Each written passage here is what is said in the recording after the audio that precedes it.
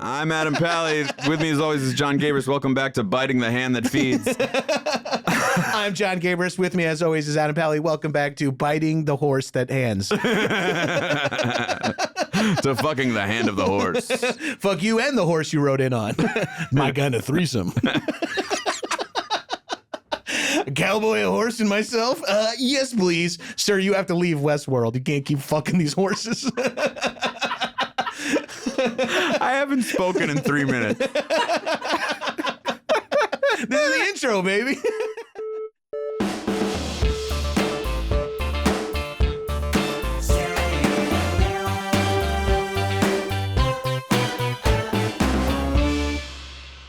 We got a great guest. I'm sure he would love us doing stupid bits in the intro because he made a documentary about a spiritual journey. And here we are riffing about fucking horses in Westworld. My kind of spiritual journey. You got to find your happiness, you know. But he's an interesting guy because also I love the cross section of showbiz and spirituality. Yeah, because those two things, like it's like the Jonah Hill documentary. It's like they're kind of at odds with each other. They're kind of at odds, but you'll see. I meant this in the intro and we haven't had this car. We'll see how he does it because we end up having like weirdly more parallels than we thought. I think, which is always nice. Yeah, we technically made a travel documentary too. It was just disgusting and for Max. Yeah.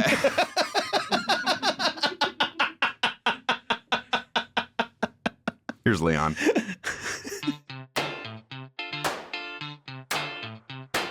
Is the water okay? Did you get enough water? Yeah. I got water. But I gotta just. We're recording, right? Why is it yellow? Because I put emergency in it. That's just emergency. Yeah. Okay, that makes me feel better because like that's something I could acquire. I thought it was some special concoction. I thought it was going to be some ayahuasca. No. Oh, this is my proprietary blend. Yeah, that's what it's I thought. Ayahuasca, cocaine. Rattle off like 12 things. We're like, are you going to be okay, man? It's just emergency. Great. For all my parole officers who are watching, it's just emergency. Don't worry. Leon, thank you so much for being here. I was looking over your incredibly impressive resume. It's insane. You're like a real person. And we frequently have comedians on here whose lives we can wrap our heads around. And rarely do we have someone who's made documentaries about finding happiness and kindness in life. It's a little different vibe than we're used to. So we're stoked that you're here with us today. It's truly awesome. And your new show on Discovery Plus, the Kindness Diaries. That's not your new show. That's just your show. Yes. And then you have a new movie coming out. Yes, The Kindness Within on Amazon Prime. Oh, hell yeah. And it's so amazing because it's one of the few things that you hear a documentary of and you're like, wow, that sounds uplifting. It's not like it's frequently like, this is how a teen girl was murdered. And you're like, what's this documentary about? Oh, it's a guy finding happiness. Okay, let's maybe throw that one on now. Yeah. But what I was gonna ask you is like, what if you don't mind like taking us through the beginning of it, because in order to find happiness, I would assume that you were at some point unhappy. Sure, absolutely. But this is a comedy show, so you sure you want to go? Don't worry, we'll make fun of you and fine. No, trust us, we're wildly unhappy people. Oh, no. All comedians are miserable, but this will be funny. Okay. So, what brings you to pursue happiness on an academic or spiritual and all those levels? What's the kickoff here? Sure. So with The Kindness Within, basically, I had a dark night of the soul. And I wrote a suicide note, and I ended up that kind of dark night of the soul. Pretty bad. And how old were you at the time? Like, I was in my 40s. Wow. So not too long ago. But I'm still in my 40s. What am I talking about? Yeah. Well, great. Less than 10 years ago for the people playing along in math. I like to know. I feel like sometimes it's just so helpful to know that someone has gone through something recently. Yeah. You know what I mean? Yes. And so it's like, it makes the experience. We're not that distant from it. We're not that far away from that. It was a few years ago. Okay. So take us through what. Yeah, so I had this dark night of the soul. I wrote this note. I was up in my house in Hollywood, and I had the foresight to be able to call my therapist. I called him at 11 o'clock at night, and believe it or not, he picked the phone up. Yeah, that's the kind of call you should answer. Yeah, I think, exactly. unfortunately. He didn't know. I mean, luckily he was awake, right? And he probably had an idea. Yeah, maybe. A client calling him, a patient calling him at 11. Yeah. Like, I think that I noticed I texted my therapist to reschedule an appointment, and I'm like, oh, I'm sorry I'm texting you so late on a Friday. He's like, no, I'm trust me, I checked. And I was like, oh yeah. Yeah, he's like, still there? So he walked me off the ledge, and the next morning I went to a bookshop, and I randomly picked up the autobiography of a yogi by Paramahansa Yogananda, and in it he says, if you reveal God to me, I will follow you anywhere. But I wasn't talking about the God that lives in the sky. I was talking about the universal energy of love. And something happened to me in that moment. In the moment of reading this. Yes, absolutely. And I decided in that moment to go to India to find God. And that's what the movie's about. And again, not the God that lives up in the sky, the God that lives in all of us. Mm-hmm. So God is more of an idea. Exactly. Like source, universe. The secular God. Right. Yeah. Or whatever. Right. You're searching for. Spirit. Yeah. Searching for something. You don't even know what you're searching exactly. for. Right. I had no idea what I was searching for, but it just hit me like that. I was like, you know what? That's it. It's done. And that's kind of how I walk into the dispensary. I don't know what I'm looking for. I want to see God. I got the thing for you, brother. I hope you like resin. He has resin. Maybe. Yeah. You never know.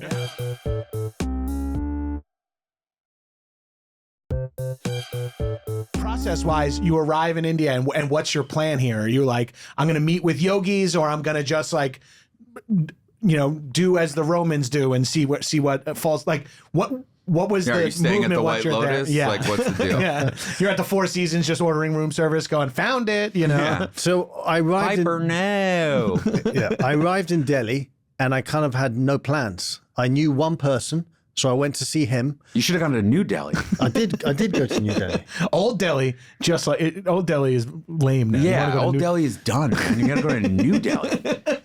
Season 2. Okay, great. Knock on wood. I gotta warn you, most people around me don't get a season 2. So, all right, so you get to India and I end up in Delhi. I then go to Rishikesh, and I walk into this ashram randomly, and I meet this unbelievably cool, kind, compassionate lady who just sets me on my way. And what do you mean sets you on your way? I end up in the Ganges with her, right? It's all in the movie. It sounds worse than it actually is, but we end up in the Ganges, which is a river. The river Ganges. Yeah. Like the most epic river in the world. You've never been There's to a couple other, the Hudson. Yeah. Mississippi. That's a hell of a river. I mean, mythologically, the river Styx. And the Denial is a river in Egypt. Yeah, of course. Have you guys ever been to India? I've not. No. Okay, that's why. So this is all over my head. So I'm. You end up in the Ganges. This Are woman. you being baptized? No, they don't baptize you in the Ganges. I don't believe. They're Hindus in India. Yeah. So but is it? I didn't mean that literally. I mean, like, is it a form? Because water is such a. Yes. You know what I mean? Like, are you bathing? Are you cleansing yourself? Yes, 100%. Okay. And she said something to me very profound. I said to her, look, you are obviously a magical human being. How do I become a magical human being? And she said, don't do, just be. Shit. Blew my mind. Wow. Don't do, just be. It is one of those things that if you wrote it down, you'd be like, what does this sentence mean? But the more you think about it, you're like, this is what does this mean? Yeah, like, don't do, just be. So when that clarity hits you of that sentence, because it is kind of one of those things, like I remember as an improviser, one of the things that was always said to us when you're working on long form improv, which is don't think. And I think it seems so simple, right? Like you're like, no, I have to think. Right. You're like, okay, don't think, but how am I going to do the scene if I'm not think? You know what I mean? Similarly to that sentence. So, and I feel like it started to click in when I stopped analyzing the don't think, and really what it meant is just like let it go. Get the brain out. Get of the there. brain out of there. Yes, So like yes. when that hits you in your clarity, where do you go from there? How do you? How do you just be at that moment? Yeah. How do you stop do? Because you're here on a mission, which is a do of sorts. Yes. But then you're told, don't do, be. Yes. How do you go from doing to being? Wow. Or is that a constant process? I just and jumped struggle? into the Ganges and prayed that everything was going to work itself out. Who are you praying to? At that point, I had no idea. Right. I was just praying to whatever it was I was looking for. And are you doing the Interesting. kind of prayer? Are you? Were you a I'm so sorry. Were you a religious person before No, any of this? I'm not a religious person now. Okay. And- But you still chose to pray to something. Yeah. To spirit. Yeah. Yeah, and that's what I was going to ask. Like, are you doing the prayer, like sometimes prayer is like bargaining, of your past. It's like, please, God, if you sort this out, I'll never, steal again, or whatever. Like, is it bargaining in that situation? Like, what are you saying to yourself in your mind at that moment when you're praying? I just wanted to be free. I wanted to be emotionally free. And I was willing to do anything within reason to be emotionally free. And jumping into the Ganges was my first step. Well, the first step was getting on the plane to India. Yeah. Then jumping into the Ganges. Then everything else that happened that got me to be sitting here today. So wanting to be free from emotion, do you think, is this something that you're constantly pursuing in life, or have you achieved freedom from your emotions? If I on a podcast said that I'd achieved freedom, I don't know. Yeah, I have people would march on your behalf or something like that. Yeah, I have not achieved freedom, but I am certainly not where I was. Yeah. Yeah. Well, I don't know what you were like before, but based on the story you told, you definitely don't seem like a guy that I'm worried about calling the therapist at 11 anymore. Don't worry. That to me that's a huge leap to get there. And now you're there and you're in the Ganges. Do you get what you think is an answer in this moment, or do you go like, "Fuck it, the pursuit is on"? Like, The pursuit was on. I mean, this was just the beginning. I went to so many incredible places. I ended up at the Golden Temple in Amritsar. I went to churches. I went to synagogues. I went to... not a religious person, still not a religious person, but going to places Searching of for worship. it. Yeah. I was searching for spirit, and those were some of the places that I went to. So, for example, I was dancing with Hare Krishnas. I met with Buddhists. Buddhists, believe it or not, don't believe in God. I didn't realize that until I did the movie. Literally, I was on the street in Dharamshala speaking to this monk, and we were talking about spirit and God. And I said, "Do Buddhists believe in God?" And he's like, "No." I was like, inside, I fucking flew to India. Well, Jesus Christ, exactly. I should have read the rest of that book rather than just the one line. Inside, I was like, "Oh, all right." But anyway, This is where I just learned that Yeah. on the pod. yeah. That's it. I can tell you right now, you're not going to find much joy in a synagogue. That's where you're. You will after the service is done, because everyone's like, finally we can eat. Finally, New Delhi. Yeah. my boy. Anyway, so Leon's just like, we're doing stupid puns. Leon, here's a question about production. Sure. Because you're making a television show, you're making a movie. Sure. Does the camera ever get in the way of your pursuit of happiness? Because as people who have both acted for a living as other characters and hosted for a living as ourselves, it's hard to be totally yourself and be totally opaque. Moore's law. Yeah. So like, how do you balance that? So a lot of the things I've done, I've had my friends with me. They've been behind the camera.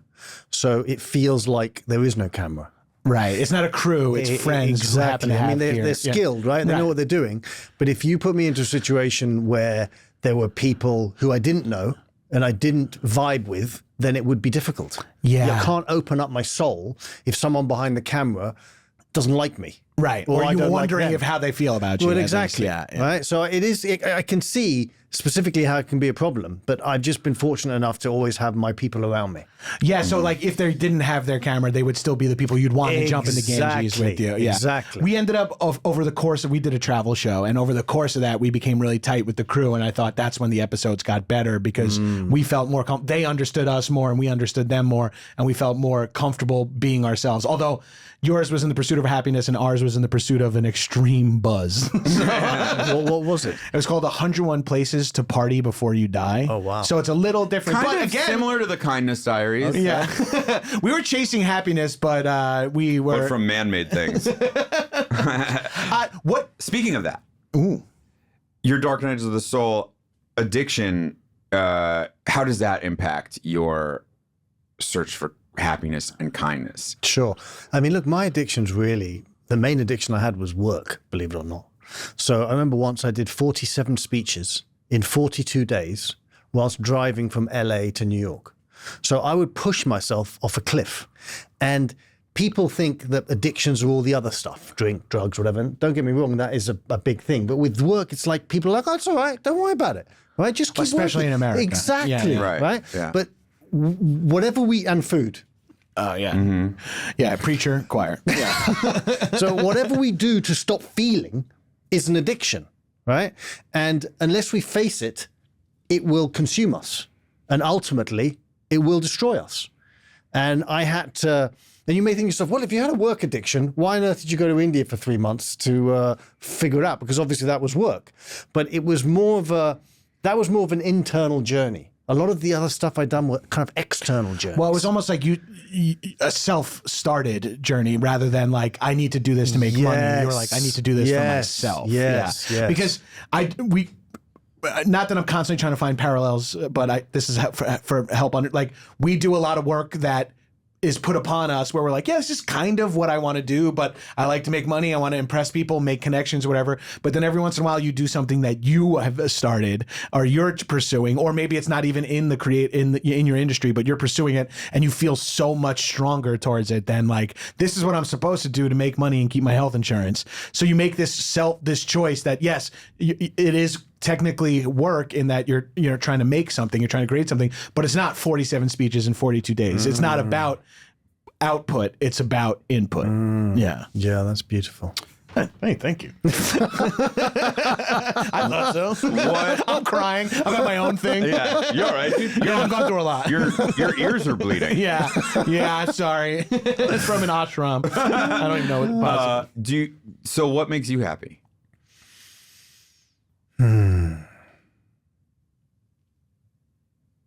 Connection. My crazy 4.5-year-old dog, Archie, Oh, great name. infamous. Infamous as a negative connotation. All my neighbors hate him. Yeah, that dog sounds like He's a biter. Yeah, that dog sounds like a major problem. Actually, yeah, most of the police and my neighbors know who Archie is. Yeah, exactly. Obviously, you know him from stepping in his shit. What kind of dog? Boston Terrier. Now, I have to step in here. I had a Boston Terrier named Artie. Oh, wow. He lived to 15 years old. R.I.P. to a real one. He was my everything. A huge Boston Terrier head over here. Boston Terriers are fantastic. And that's why now I know why you said infamous. Yeah, because they're also horribly behaved. No, Artie was, even though he was well behaved, he was too smart. He would like trick me. Yeah. Well, I mean, that's not a big feat, but How would he do that? he would throw a ball and I would chase it for hours. There's the PG-13 version of that joke. Sometimes Artie would take out his keys. Shake it around, keep me excited. I have a dog, Myrna, who is part terrier, we think. She's a street rat from Tribeca.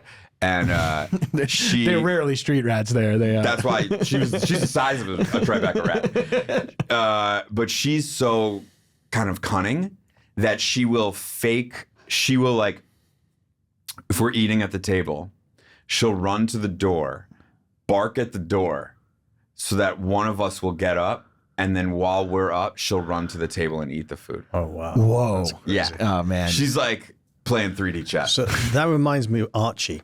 He'll go outside, fake doing a piss, come back in and ask for a treat. Yep. because he gets a treat when he does a piss. Yeah. He goes out, fakes it, comes in. Yeah. And it's like, that's where you really do separate human from animal, because you're like, pal, if you're going to go, just piss. You're a dog. You're already out here. You're already out here. And you're going to do it on every corner that we walk past anyway, where you smell another animal. Just get it going, pal. You want me to run the faucet?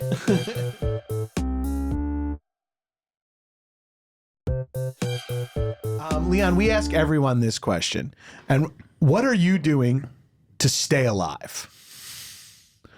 And I know that has like a lot of possible answers and possible definitions. Besides emergency. Maybe it's not emergency. Oh, now it's a proprietary blend. My friend. Hey, Sharks, I'd like you to try my new beverage. Wait, what did we tell Leon this podcast was? Yeah. We don't have any money. We're doing podcasts. That's a great question. And I would say I share my pain.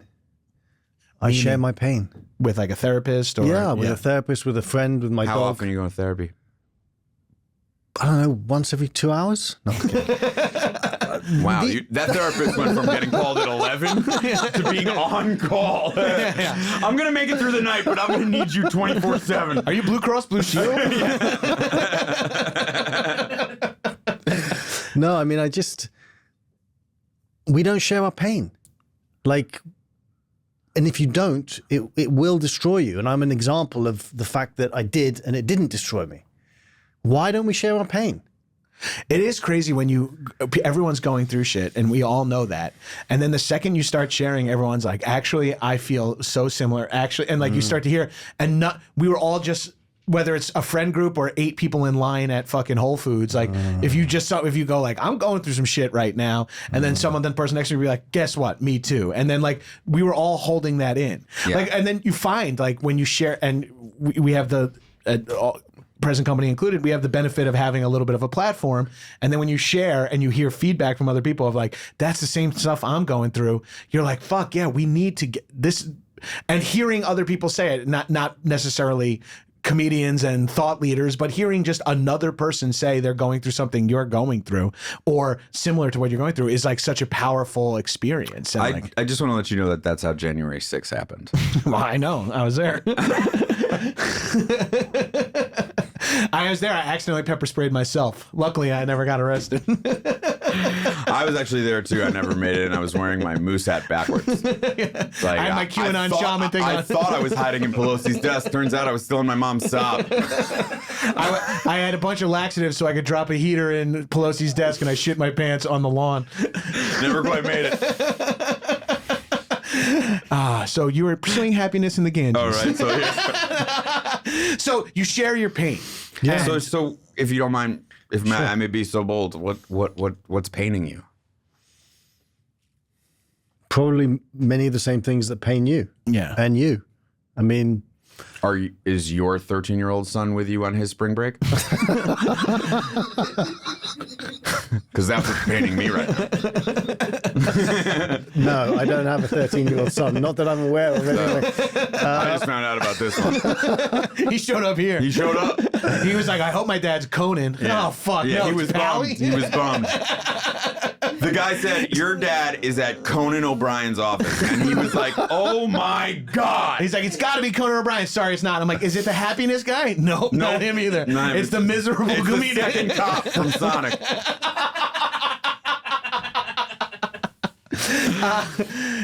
So fear of death, fear of am I enough, like that kind all of the same things. Yeah. Anxiety, depression, anxiety That's twice. how anxious you are. Yeah, exactly. It's twice. ADA, anxiety, depression, ADA. anxiety. Well, you know, childhood trauma, things that affect many of us, they affected me. Right. And I found a way out of it by sharing my pain. And it sounds simplistic, but it's not. You start the process, you share your pain with one person, and you keep on going and you keep on going until you don't have any pain left. Now, I've been doing this for 25 years and I still have some pain, so it may take a bit longer for others. Keep sharing. Yeah. But I'm in a much, much better place, right? Yeah. Well, it's one of those things like if we all are splitting, if we're all splitting the load, sharing the pain, it's less for all of us, Right. and some days you're doing better than the other days, and you're able to help more or get hit more, You like whatever it exercise? might be. I box. You box. Yeah. Like So now your pain is in your shoulders, knuckles, and you box like My fingers. Are you getting in? Are you doing like rumble classes? Or are you getting No, going I down have to a a gym? trainer that comes up. You have a trainer. He's that- Irish. Oh, okay. Whoa. So you really So swing you on really, it. you guys really get into it. I have an Irish boxing trainer, and I go to India. A lot of people get afraid by that. Yeah. How long have you been boxing for? About 10 years. Okay, so because this is a key to happiness, I think, because we talk a lot about this. Like, when you're young, you exercise for vanity or for like stats to like get stronger. But then when you hear older people going like, if I don't run twice a week, my brain is fried, and you're like, what the fuck is this old freak talking about? Then you get older and you're like, shit, when I exercise, my brain works better. I'm less depressed. I'm a better husband, better dad, better whatever. And boxing, I think, has this double thing of it's a great workout. And if you have a little bit of aggression, you can take it out on some pads or a heavy bag. That must feel Are good. you sparring? No, I refuse to get punched in the face. You're like me, love boxing, don't necessarily need to find out how much it hurts. We're doing the opposite because I pay to get punched in the face. I share my pain with myself. I share my pain with Mistress Tammy. So you're hitting pads, hitting the bag, and what's that doing for you? What's that doing for you in the pursuit of happiness? And Endorphins, yeah. right? Keeps me sharp. And sometimes you talk about aggression. So I tell my trainer, if I don't like someone in the moment, I say his name. And he says his name. And I go mad. And then I'm calm. Adam Pally. Jon Gabrus. I'll tell you, these guys I hate. I just have to look up who they are. Yeah. Adam Pally. Who's that? And he's just already, Leon's already firing off punches. I like to box. I throw boxes. I started with a rumble training a little, and then with a trainer that we both use, I started like really doing it a lot, and I like it a lot. It's a hell of a workout. It's the best It workout. definitely It is. also is the most fun workout to me. It's the time goes by the quickest when you're throwing punches and dodging and ducking. And if fitness builds your confidence in a way, I feel like striking sports and like that kind of fitness also builds your confidence a little bit, where you're like, maybe not from like a Taekwondo class, but you're like, God forbid I had to throw a punch, I've at least done it in like a controlled environment. It is also cool that like you're searching for happiness, and you're so open and honest and willing to look at the whole human experience that you're getting to that happiness through violence sometimes. That's like what it says on your robe as you march out to your big fight. Where you're like, your hooded happiness through robe. violence. Your hooded robe. Happiness through violence. It just Get comes out of our town. So, boxing, sharing your pain. Are there any other habits, hobbies, things you do that you think help keep you alive or keep you? And obviously, your pursuit of happiness is part of what's keeping you to stay alive. Obviously, and this is coming from someone who we just learned briefly didn't want to stay alive at some point in your past, and now you are seeking it out and pursuing. So along the way, did you find more reasons to want to stay alive? Absolutely. Yeah. I wouldn't be able to be on this podcast if it wasn't for that. We wouldn't have your life absolutely ruined by the two Yeah, of us. this is definitely a reason to live. It most certainly is. You guys are actually hilarious, I will tell you that. Oh, thank you Hey, so much. Leon's therapist, if you're listening, keep your phone off airplane mode just in case. Now's the time. Take the call tonight. You can't be listening live somehow, but definitely be ready for it. Along this conversation, what's next for you? What do you want to do? Like, Yeah, you found happiness. solved it. It You're was happy. actually pretty simple. Just go to India. Yeah, go to India. Well, that's what the Beatles did. That's true. No, they took a lot of drugs as well. Like you said before, you were talking about using spirit and spiritual, and a lot of people will claim, and then of course, this is all stolen indigenous valor, like the communities have been doing hallucinogenics for spiritual purposes for centuries. But it is something, and like what you said in there, if it works for you. Absolutely. And that's kind of like the whole, what we're learning from the show is like, obviously not, maybe going to India is not the right answer for everyone, but for you, it's what you needed. It's what shined the light. It's what opened your eyes. And it's not, again, the show's not prescriptive. We're not saying like, if you want to be happy, you got to go to India. Sorry, people. Like, but it could be that path. It could be this other path. It could be just taking boxing. It could be learning a new skill. It could be cooking for a loved one. Like any one of these things could be what sets you on that path. When you were with the Hare Krishnas, they sing any other songs? I think they were singing Taylor Swift songs. See, like that would be, I would sign up. I would in a heart. I'm not religious at all. I'm in. I'm such a Swiftie. I'll join the Hare Krishnas. I like the haircut. And the Swiftie. There's something powerful, and I don't understand. I don't know much about the Hare Krishna religion, but I could objectively say that singing a song in a large group anytime is always like growing up in like in mass in different. I'm sure you've been to temples. I've been to temples where you sing. I've been to churches, but then also I've been to live concerts where everyone knows. I've also been in a car with 3 friends, like half drunk, and a song comes on that you all know, and you're like, "My name is Jonas," and it's like that. It feels spiritual. I at a certain remember I point. had one of those moments. It was in Aurora, Illinois, and we got into my friend Wayne's Blue Gremlin, and we put into the 8-track. Bohemian Rhapsody. Yes. and then my buddy Garth, he grabbed this red licorice down from the top because my buddy Wayne was pretty good with tools. And that was a night I'll never forget. I assume that's not a true story. No, it's actually one of the key scenes from Wayne's World. That's why I was like, I knew the song. I know this reference. But that is like when you like sing something you love at the top of your lungs, no matter what it is, it feels so now add the element of belief in something larger in that, and that's going to do something powerful to you. But I'm not trying to like take away from it, but I'm just saying like at a base level, if we just stood in a circle and all sang a song together super loudly, we would feel connected and we'd feel something. I do think there's also like music, sound, like creating something, like when you're at a concert and everyone and like the lead singer stops singing and everyone sings. Yeah. With yeah, I'm like, tears. I mean, I've cried. I'm ruining my glitter. Yeah, I'm like, my butterfly wings are getting torn off.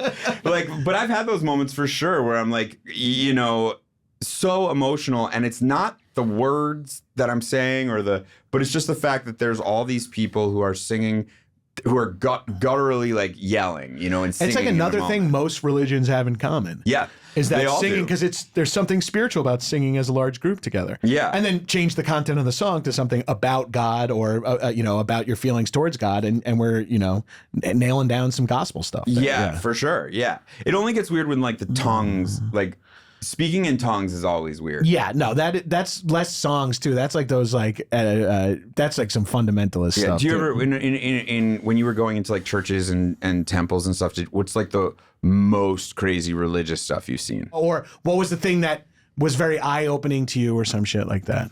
I think the greatest thing I saw was the Golden Temple in Amritsar, India. I mean, they have a kitchen there that serves 100,000 meals a day. 100,000 meals a day. It was just incredible.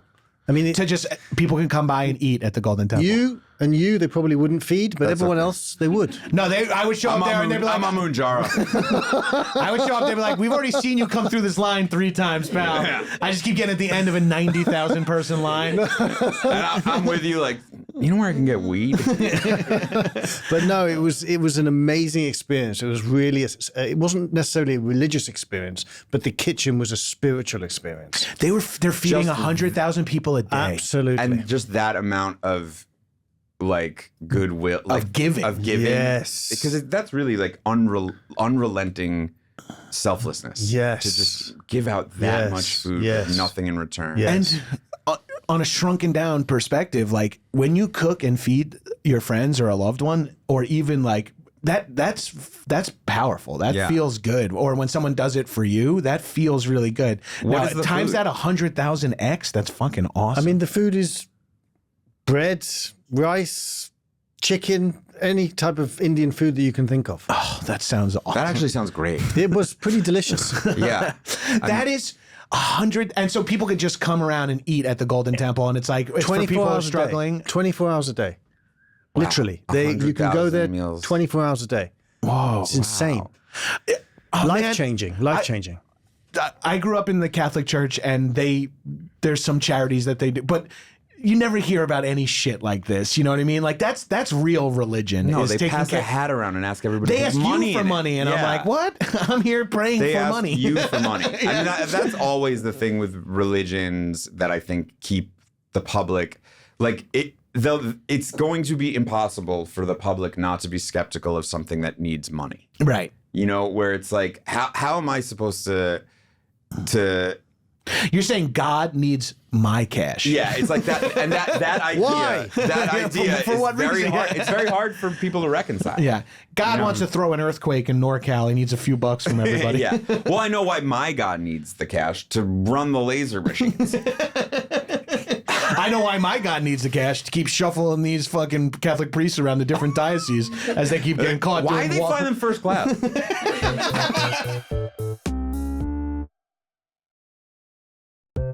Do you believe in love? Who doesn't? Like love, like soulmate, true love, monogamy. Love. Oh, everyone falls off on monogamy. Everyone's like, I'm in. You like monogamy? Everyone's like, oh, you know, Believe I it gotta or fuck not, around a little. I do. Actually. You do. Yeah. Well, yeah, you're all about connection, right? Yeah. So how does Doesn't mean I've done it perfectly. I haven't. no. But I do. Say less. pal, this comes off. But no, but I've been in a relationship for 23 years. I don't think she'd call it perfect. she call it burpfict. But so the reason I ask that is because love to me, you know, as someone who's lucky enough to have someone in my life that I love and who I think sometimes loves me. Thank you. I do. I was literally not just talking- about to say that. But You're I not didn't talking have about the me? balls to do it. What? I was talking about my dog. It's hard to tell sometimes. Is it me or the food? Is it me or the peanut butter? Yeah. But no, as someone who's lucky enough to have someone that I love deeply, who's like my, you know, whether it's healthy or not, I get joy from this person being in my life. You know, that may not be healthy because sometimes I depend on her for that joy, but it is something that I have. So where does love fit into your equation of happiness? For me personally, I think it's a very big part of it. I'm in a relationship, I think. That was I know how that feels. Not very funny. She's like, if you're listening, I was kidding, babe. Yeah. Well, are you guys saying I love you? Of course. Okay, so then you're in a relationship. Well, there you go. Yeah. And I think it's a really important piece of being human, right? Yeah. And But love can come in all different ways. no, of course. Right, no, Right, of yeah, course. yeah, That's yeah. why. But the For any love- other single listeners out there, you can still find love. With that, it doesn't have to be romantic love. 100%. Yeah. But the reason I was asking romantically is because traditionally that's thought of as like the thing that the cure-all, right? Right. Like is like if you find love, you know. I don't think it's a cure-all. That's the only problem. Yeah, and I think putting it on that, like people make Sure. that mistake. 'Cause Yeah. trust me, you can both be anxious and depressed and still Yeah, be in love. Trust me. So the therapist, Or you can be none of those things and still together. So the therapist who's actually in the movie told me something really wise. He said that ultimately a romantic relationship is icing on the cake. It is not the cake. And I've spent my whole life thinking it's the cake, right? But it's not. And that's a lot of pressure for a potential partner, Of too. course. To be like, well, as soon as I nail this person down, I will finally be happy. And they're like, wait, I'm sorry. What are you expecting of me? Yeah. I was just going to come over and order pizza and watch Severance. And that's how relationships miss. Right. Because you're not at the same place. And Right. And also, like you spoke to it a little bit when you were like, and maybe it's a little unhealthy that I get, but if you're not expecting it, like, you know what I mean? Like, that's where the problem lies in, right? Is that you're like, oh, I thought you would make me happy. And it's like, you can't, like. right. Well, that's an ultimate lesson that I'm sure that you've come to learn is that no one person or thing can make you happy. You have to make It all has to come from all has within. to come from you. And that's why we call the movie The Kindness Within. Yes. Because it all comes from in here, ultimately. My parents had a book in their bathroom when I was a kid forever called Happiness is a Choice. I forget who wrote it, but I would like skim through it, you know, when I was using, because they had a nicer toilet. And I remember really identifying with that philosophy, because I often look at people in my life when they are upset, and it does seem like that's a choice. And if it's a choice, then can't you just choose to look at things another way?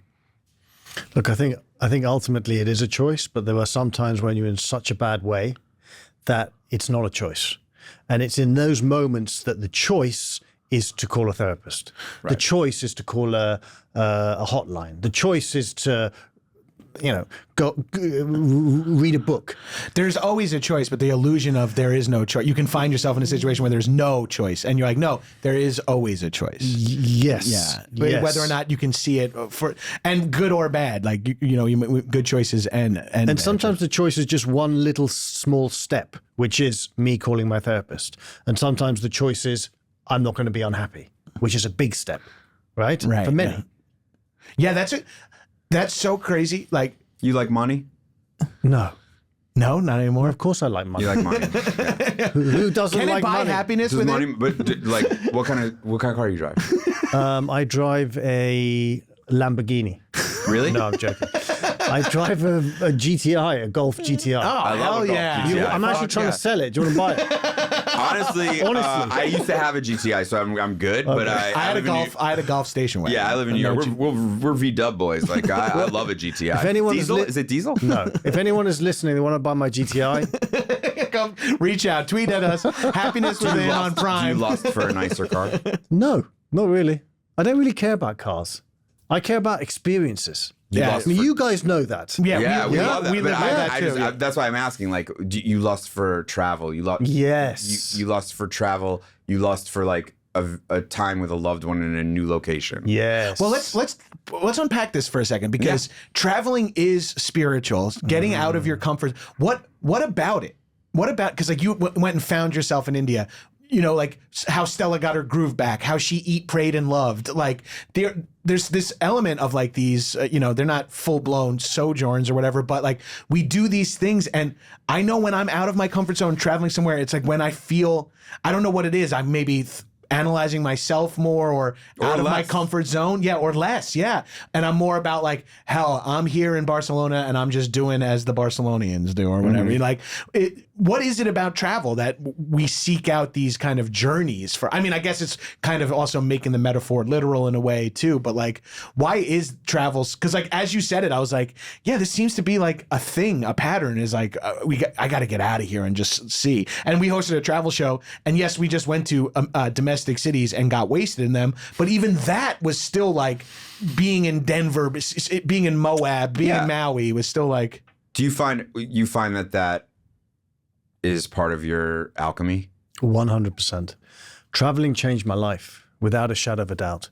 I've had so many incredible experiences. And again, I was preaching to the choir because you've done it. Right? Yeah, and what is that? Like, why is that? Because it's new experiences. It's like changing the stimuli that your body's. It's all new food, new smells, new sights. I think our brains crave new things, right? Yeah. And they crave, one brain craves being out of our comfort zone.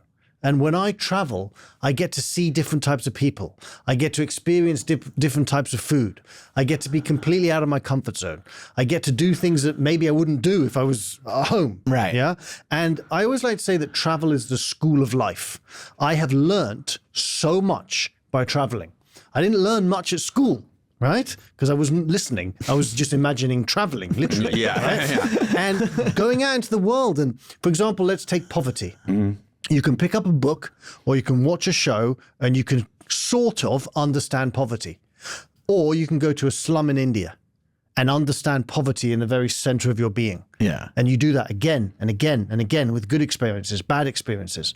One of the things that I learned from traveling was how to how to live from my intuition. I remember I was in Panama, at the Panama Canal. I was in a hotel, and the guy said to me, "Don't go out at night." I was young. And I said, "Yeah, whatever." So I went out at night, and what happened? I got beaten up. No. Right? So, I'm still here, but it wasn't pleasant. You're like, I got to call this Irish guy. I am not good at boxing. No, this was years ago. Okay. Many, The many trainer's years ago. like, it's 11 o'clock. I'm not answering this. Answering this. So it teaches you. Like when a hotel guy tells me, don't go out at night, I now listen to him. Right? Okay? And then It seems simple, but you really got to get the shit kicked out of you in Exactly. the Panama Oh, yeah, Canal. that's one lesson you'll never forget. I will not forget that lesson. Oh, that's... I mean, so it sounds crazy, but it is true. It's like you have to make the mistake to learn not to. It's hard because what if you don't live through the mistake? Like, what if you had been shivved in Panama? You know, Of course, it could end badly. But that's why the intuition piece, there was another piece. I was in Thailand 20 years ago with a friend. A guy comes, have you been to Thailand? yes. I haven't. Okay. So a guy comes up with a tuk-tuk and he says, I can take you to the best place to party. And my friend was like, okay. And I said, no, there's something that doesn't feel right. Yeah. And he's like, no, let's go. I said, man, there's something that doesn't feel right. He's like, let's go. I was like, fine, whatever. So we went. The guy ended up taking us to an opium den. Right? So he wasn't lying. Well, I mean, Not exactly the fun a you were Thai seeking. opium den. I mean, look, everybody's idea of fun is different. Well, it wasn't my idea of fun. Right, exactly. Say Don't less. yuck someone's yum. That is true. That is true. That is true. Everything I shouldn't judge. Right. Look, all I'm saying is I like a poppy seed bagel. That becomes your nickname because you hang out the Thai opium den so much. And they're a little I'm the anti-Semitic. Jew at the Thai opium dens, and they're like, it's a form of comes the- endearment. here Here comes comes- poppy seed bagel. Get him a schmear. Don't worry, he won't freak out. That intuition thing is strong. You also made me think. Another thing I learn a lot from travel is seeing other Americans out, and I go, oh, okay. You're not supposed to be like this. Right. Like when you're like in a foreign country and you Disneyland. watch two Americans do something and you're like, okay, well, I'm not supposed to behave like that because that's disgusting or rude or whatever. like the best diet an American can go on is going to Orlando. Right. Because you see everybody waiting in those lines, and you're like, I do not want to be that. I was like, oh, there's no one in the salad line. yeah. Grab a quick Caesar But wrap. the turkey leg goes around the block. The Dole Whip. Food. You like food? I do. Do you find happiness in food? Look, I've had a history of using food in the wrong way. You're preaching again, choir here. Yeah. I got the ink to prove it. I love Oh, food. there you go. There you go. So I try. Look, I like everything. Right. My favorite food is rice pudding.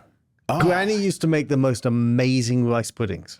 Really? I loved diner rice pudding my whole life. diner rice pudding. And It's that's like my familiarity with rice pudding. I love rice is one of my favorite foods. And then rice pudding is, I ate it at the Baldwin Coach Diner on Sunrise Highway on Long Island. I ate it every week with my grandfather. I like was a obsessed rice with pudding. it. Yeah. A rice pudding is good. You know what mine is? What? French toast. Oh, Like that's good. French toast to me is the ultimate, like, I'm going to hell in a handbasket. It's such a treat because Because it's like you're having, it's morning cake. It's bread and butter with candy syrup, you know, and it's like, and there's nothing else. Like, you know, a pancake can have blueberries in it.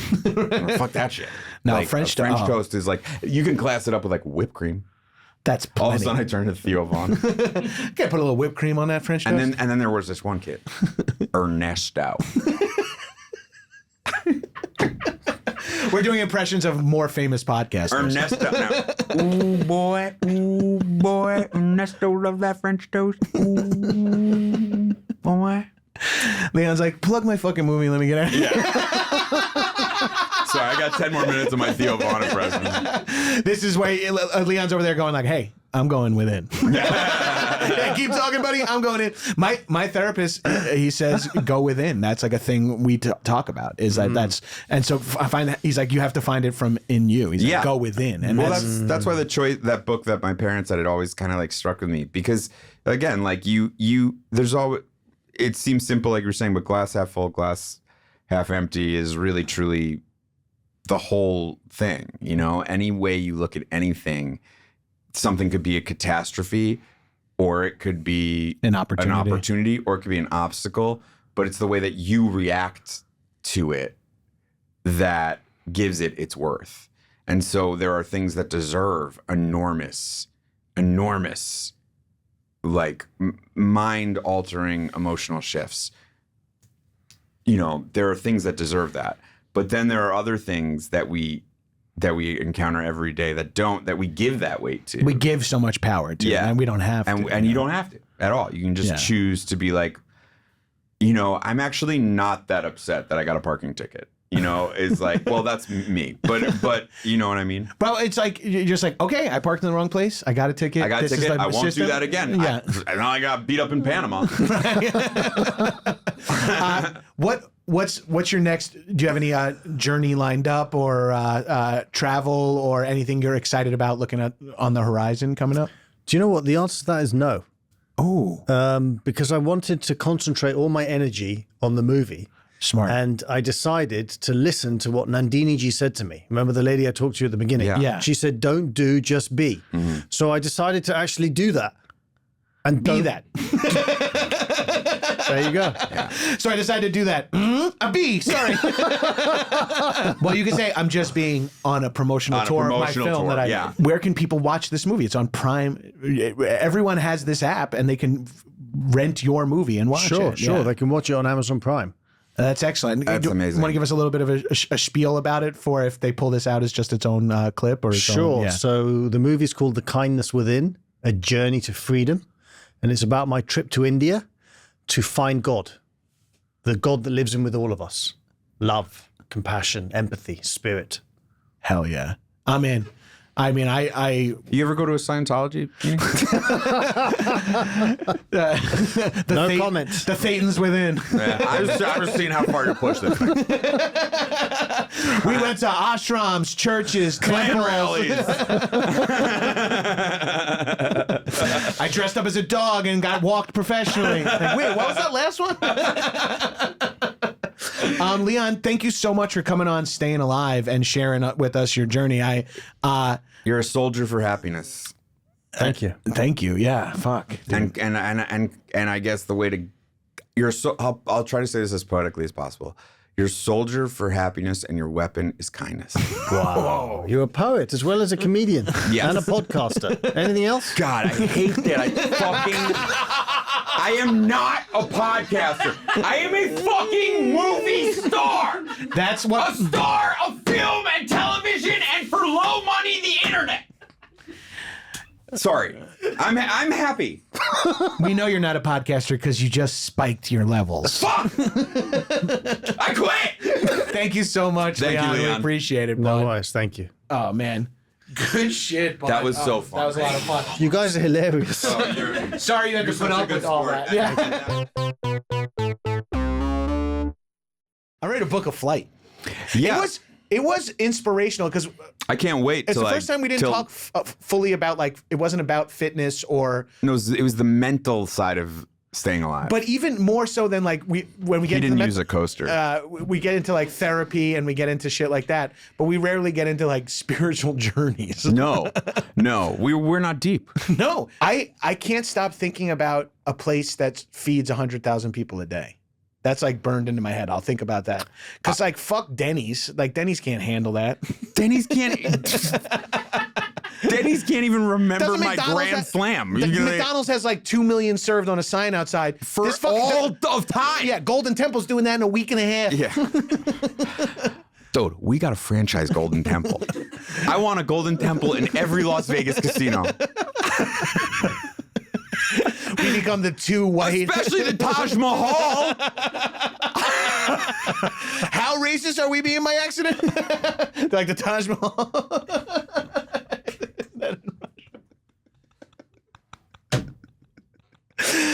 Leon, is it okay to outro a podcast with just us laughing? Because that's fine. Well, it was fun to get to talk about travel, another facet of our friendship and careers and personality. Yeah, I think the thing that was cool about that interview also was, like, the thing that wasn't said is that cars, jewelry, money, it doesn't shift the emotional dial, but spending money on travel will change your mental perspective. Yeah, experience over goods All the always. time. Yeah. I mean, I love goods. No, I just bought a new watch. I'm dying to get my Assassin's Creed fired up. Oh, dude, the new one's out. The Shadows. I know. I texted you. I said, please show Drake. I texted Drake. I sent you a text that said, this is for your 7-year-old son. Pass it along. Do you know what I did? I texted him and said, download this before I get home. Hell yeah. He's 7. Oh, hey, show this to Drake. We're business partners. We're supposed to be texting about work. And Meanwhile, I did, and he was totally normal. He was like, Gabe was told me about Queen. Yes. I want the credit. Yeah. I got home. He's like, did Gabe was tell you? A new Assassin's Creed. Hey, Adam. See you next week. Yeah.